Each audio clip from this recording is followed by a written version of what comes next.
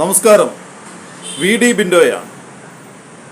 പ്രിയമുള്ളവരെ, ഞാനിന്ന് നിങ്ങളുടെ ശ്രദ്ധയിലേക്ക് കൊണ്ടുവരാൻ ആഗ്രഹിക്കുന്നത് ഇന്ന് ദൃശ്യമാധ്യമങ്ങളിൽ വളരെ ഗൗരവമായി ചർച്ച ചെയ്യപ്പെട്ടുകൊണ്ടിരിക്കുന്ന അനന്തു കൃഷ്ണൻ എന്ന് പറയുന്ന ഒരു ഫ്രോഡ്.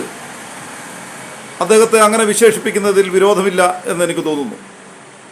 അദ്ദേഹം 1000-ഓളം കോടി രൂപ ലക്ഷക്കണക്കിന് വരുന്ന മലയാളികളെ വിഡ്ഢികളാക്കി അദ്ദേഹം കടത്തിക്കൊണ്ടുപോയി എന്നാണ് ഇപ്പോൾ ബഹുമാനപ്പെട്ട പോലീസ് അധികാരികൾ പറഞ്ഞുകൊണ്ടിരിക്കുന്നത്. എൻ്റെ ഒരു ചോദ്യം,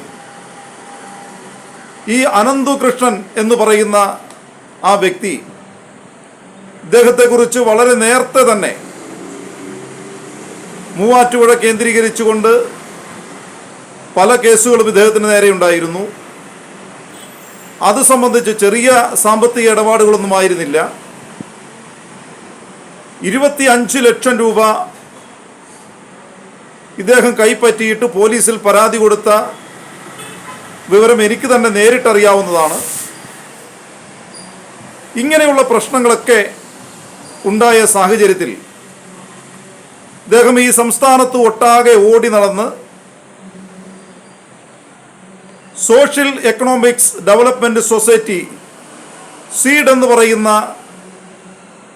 ഒരു സൊസൈറ്റി രൂപീകരിച്ചുകൊണ്ട് ആ സൊസൈറ്റിയിൽ ഓരോ ത്രിതല പഞ്ചായത്തുകൾക്കുള്ളിലും കമ്മിറ്റികൾ രൂപീകരിച്ച് ഈ സീഡ് കമ്മിറ്റികളിലേക്ക് പഞ്ചായത്തിൻ്റെ ഉത്തരവാദിത്തപ്പെട്ട ജനപ്രതിനിധികളെയും സമൂഹത്തിലെ വ്യക്തിത്വമുള്ള ആളുകളെയൊക്കെ കമ്മിറ്റിയിൽ ഉൾപ്പെടുത്തി പകുതി വിലയ്ക്ക് ഇരുചക്രവാഹനം നൽകും എന്ന് വാഗ്ദാനം ചെയ്ത് ജനങ്ങളെ തട്ടിച്ച് 1000-ഓളം കോടി രൂപ തട്ടിയെടുത്തു എന്നാണ് ഇപ്പോൾ പോലീസ് ഭാഷ്യം. എൻ്റെ വളരെ മിതവും ന്യായവുമായ ഒരു ചോദ്യം, ഇപ്പോഴാണോ പോലീസുകാർ ഇതറിഞ്ഞത്? ഈ കേരളത്തിലെ ഇന്റലിജൻസ് എവിടെ പോയിരുന്നു? ഈ കേരളത്തിലെ വിജിലൻസ് എവിടെ പോയിരുന്നു? ഈ കേരളത്തിൽ എന്തെല്ലാം പോലീസ് സംവിധാനങ്ങളുണ്ട് ഇത്തരത്തിലുള്ള സാമ്പത്തിക കുറ്റവാളികളെ കണ്ടെത്തുന്നതിന് വേണ്ടി? ഇവരെല്ലാം കേരളത്തിൽ സാധാരണ ജനങ്ങളുടെ നികുതി പണം മേടിച്ച് ശമ്പളമായി കൈപ്പറ്റിയതിന് ശേഷം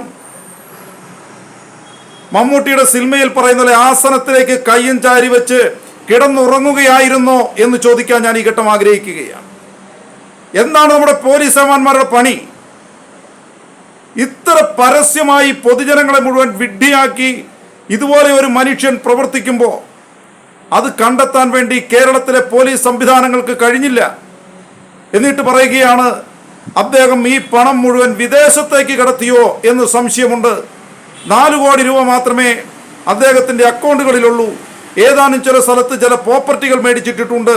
ബാക്കി പണമൊക്കെ ഇദ്ദേഹം വിദേശത്തേക്ക് കയറ്റിയോ എന്ന് ഞങ്ങൾ സംശയിക്കുന്നു എന്ന് പോലീസ് യാതൊരു ഉളിപ്പുമില്ലാതെ ഇവിടെ മാധ്യമങ്ങളുടെ മുഖത്ത് നോക്കി പറയുമ്പോൾ കേരളത്തിലെ ജനങ്ങളെ നോക്കി കൊഞ്ഞനം കുത്തുകയാണ് ഈ പോലീസ് ഭരണാധികാരികൾ എന്ന് പറയാതിരിക്കാൻ വേണ്ടി കഴിയുകയില്ല. 1000 കോടി രൂപ. ഇപ്പോൾ നമുക്കറിയാലോ, ഇവർക്കൊക്കെ പോലീസുകാരുടെ തണലും അതല്ലെങ്കിൽ വലിയ വലിയ രാഷ്ട്രീയ നേതാക്കന്മാരുടെ ഉന്നതന്മാരുടെയൊക്കെ തണലുണ്ടായിട്ടുണ്ടോ എന്ന് സ്വാഭാവികമായി പൊതുജനം സംശയിച്ചാൽ അതിൽ കുറ്റം പറയാൻ വേണ്ടി സാധിക്കുമോ? നമുക്കറിയാം, ഒരു ജോൺസൺ മാവുങ്കൽ, അദ്ദേഹമാണ് കൃഷ്ണൻ ഇരുന്ന കസേര, കൈലാസത്തിലെ കസേര, എന്താണ് മോശ കുത്തി നടന്നിരുന്ന വടി, അതെല്ലാം വിൽപ്പന നടത്താൻ വേണ്ടി ഇവിടുത്തെ പോലീസ് അധികാരികളെയൊക്കെ കൂട്ടുപിടിച്ച് വിൽപ്പന നടത്തിയത്.